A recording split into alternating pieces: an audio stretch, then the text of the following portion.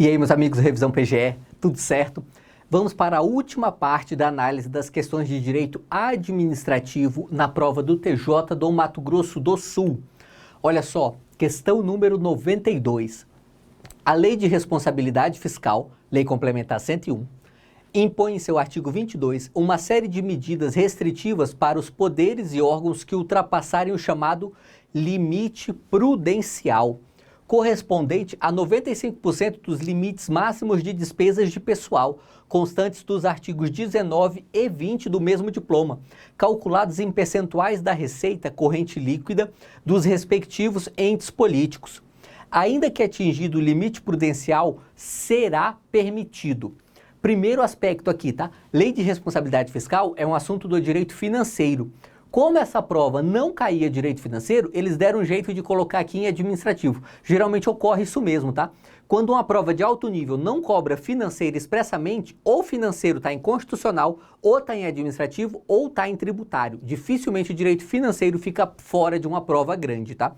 Nesse caso aqui, estava em direito administrativo essa parte da lei de responsabilidade fiscal. E aí o que ele quer saber aqui é o limite prudencial. E aí nós temos dois limites importantes quando tratamos de despesa com pessoal. O limite de alerta e o limite prudencial.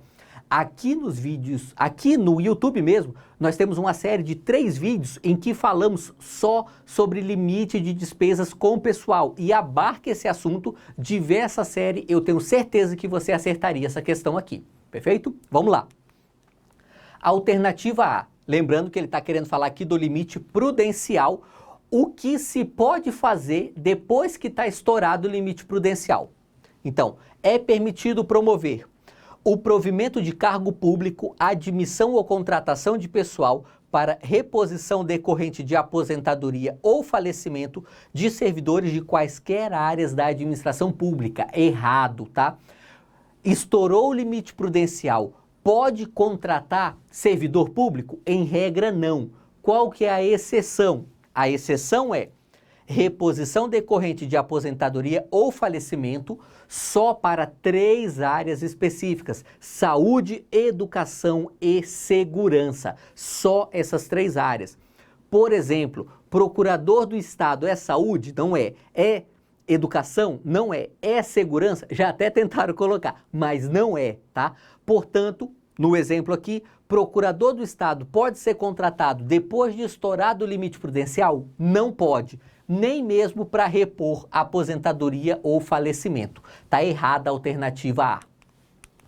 Alternativa B. A criação de cargo, emprego ou função pública nas áreas de saúde e educação. Esse examinador aqui, ele é malandro, ele quer te confundir mesmo. Olha só, para repor em razão de aposentadoria ou falecimento, de fato, podemos para saúde e educação, como eu falei agora há pouco. Já criar cargo, aí não pode, tá? Tem que estar abaixo do limite prudencial. No nosso caso aqui, está acima. C. A alteração de estrutura de carreira, ainda que implique aumento de despesa. Não, se implicar aumento de despesa, não pode fazer essa alteração na estrutura da carreira. D. A revisão geral anual, conhecida na sigla de RGA, da remuneração e do subsídio dos agentes públicos. É verdade, tá? Pode ser concedida RGA, ainda que estourado o limite prudencial. Existe projeto de lei no Congresso para mudar isso, mas atualmente, pela redação da LRF, mesmo estourado o limite prudencial, mesmo estourado o limite de despesas com pessoal, pode sim conceder RGA. É bem criticado pela doutrina esse dispositivo, mas é plenamente válido, ok? Lembrando que RGA é um outro assunto que nós temos vídeo aqui no canal também, tá? É um assunto que vale a pena ver o vídeo porque não é tão cobrado assim, mas tem vários aspectos interessantes para você analisar lá. Alternativa é a contratação de hora extra, desde que devidamente justificada a necessidade pelo gestor público. Não pode contratar hora extra estando estourado o limite da RGA. Por isso o nosso gabarito é a D. De fato, pode conceder RGA estando estourado o limite prudencial, como eu havia dito aqui. Perfeito? Portanto, o gabarito é a alternativa D. Olha só aqui, vamos dar uma revisitada rapidinha nessa história dos limites. Nós temos o limite de alerta e o limite prudencial.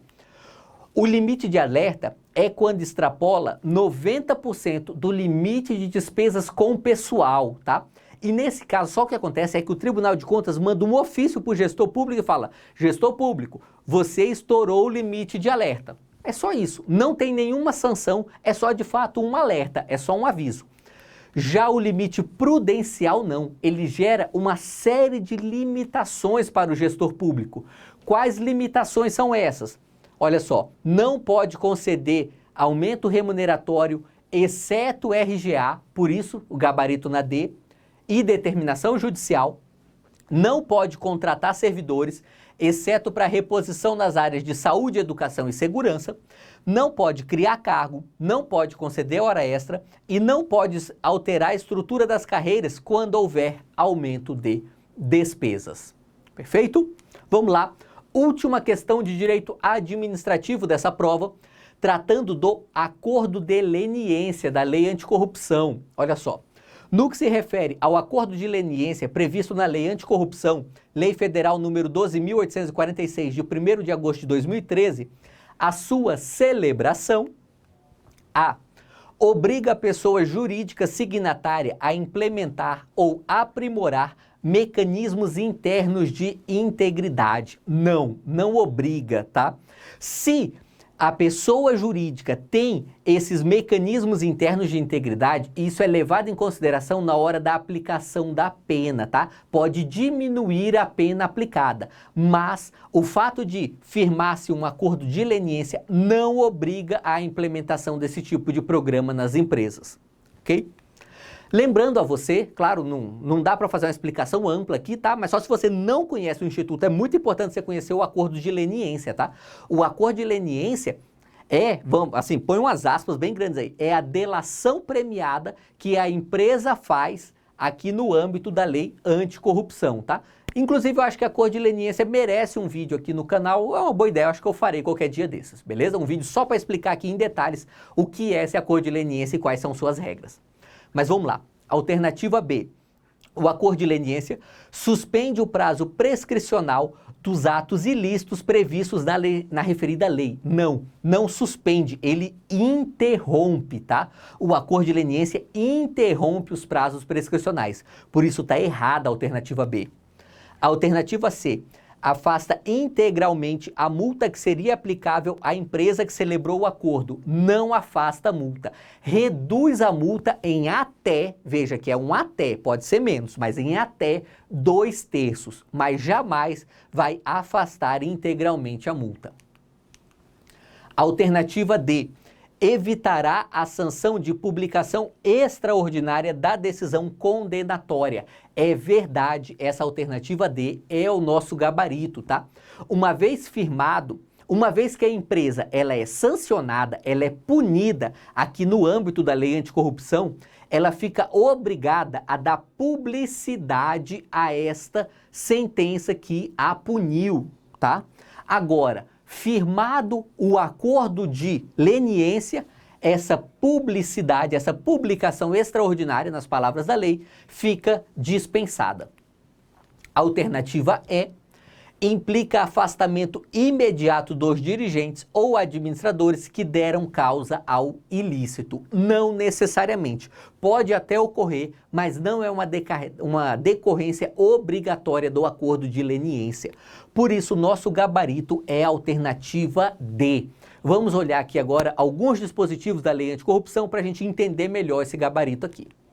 Olha só, artigo 16, parágrafo 2º. A celebração do acordo de leniência isentará a pessoa jurídica das sanções previstas no inciso 2 do artigo 6º e do inciso 4º do artigo 19 e reduzirá em até 2/3 o valor da multa. Então veja que a redução do valor da multa é só em até 2/3. E aí o artigo 6º. Na esfera administrativa, serão aplicadas às pessoas jurídicas consideradas responsáveis pelos atos lesivos previstos nesta lei as seguintes sanções. Inciso 2. Publicação extraordinária da decisão condenatória. Então veja, em regra, existe essa publicação extraordinária da decisão condenatória. porém pode ser dispensada, aqui ó, artigo 6º, inciso 2 do artigo 6º, então pode ser dispensada no caso de acordo de leniência. Perfeito? Com isso, nós encerramos a análise dessa prova de direito administrativo, uma boa prova, cobrando assuntos difíceis, mas uma prova bem justa, tá? Tanto que eu não vejo aqui qualquer motivo para impugnação dessas alternativas que analisei. Perfeito? É isso aí e vamos juntos!